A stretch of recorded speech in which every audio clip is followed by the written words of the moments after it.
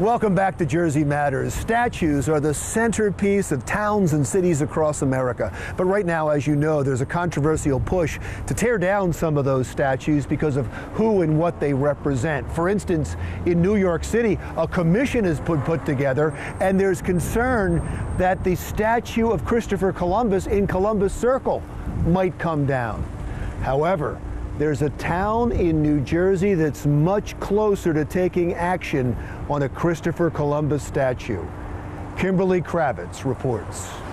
Larry, there has been controversy sweeping the nation about the taking down of Confederate monuments and ultimately rewriting history. Christopher Columbus has become one of the more polarizing figures whose legacy has come under attack. And now the debate has come to New Jersey. A lot of the historical figures that we're kind of emulating, they don't really deserve that honor. The island of Puerto Rico was inhabited by the Taino Indians, who were there was a mass genocide against them by Columbus when he landed on the islands. This 6-foot-tall monument honoring Christopher Columbus was built here in Slocum Park back in 1961. And at that time, Long Branch was predominantly white. About half a century later, they've seen an influx of Latino immigrants, and they would like to see this monument removed from their town. It does represent, the Italian culture in this town. We might have a debate about the historical significance of Christopher Columbus. That's different than the statue being here. That's a different conversation. The Christopher Columbus debate has heated up across the country. In Manhattan, there are those calling for the famed Columbus Circle monument to be taken down. And in Yonkers, a man recently vandalized a Columbus statue. Look where we are. It's political correctness gone awry. And I can't, and also we are flawed. Is Columbus flawed? Sure, he's flawed. We're all flawed. And we've given so much to this country. I'm telling you, that statue in Columbus Circle in New York, Tucker, my friend, it ain't coming down. We are not going down, and neither is that statue.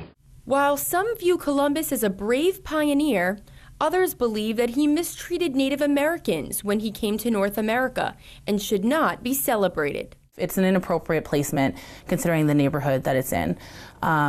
We understand that Columbus was a historical figure, but what a lot of people don't take into consideration is that he committed mass genocide on the people of the Caribbean islands that he visited. The mayor of Long Branch addressed Mr. and Mrs. Alamar's wishes on behalf of their growing Latino community. Mr. Alamar knows his history. He's interested in it. He wasn't really making a public fight over it. We had a very pleasant, respectful conversation. But actually, as mayor, it would be my decision, and I'm not interested or in favor of taking it down. Regardless of the opposing viewpoints, there was at least an open conversation and a mutual respect. Jersey Matters also reached out to the Amerigo Vespucci Society, who funded the monument back in 1961. They were unavailable for comment. It was a conversation worth having. We're living in an age where people don't, they don't agree with one another. They don't even talk to each other anymore.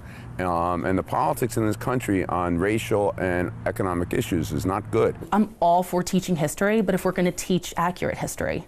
The irony of this debate is that just last year, a brand new 350-foot-tall monument was dedicated to Christopher Columbus, and it towers over Arecibo, Puerto Rico. It begs the question, why was it put there? Who is it commemorating? We do need to understand our history in this country. We do need to appreciate it. There are certain symbols that maybe do need to go. This isn't one of them. The residents of Long Branch will continue to fight their fight, and it remains to be seen whether or not this piece of history will be taken down. In Long Branch, I'm Kimberly Kravitz. Back to you, Larry. All right, thank you very much, Kimberly. When Jersey Matters continues, a unique way of looking at history by looking at the clothing that people were forced to wear. We'll explain when Jersey Matters continues.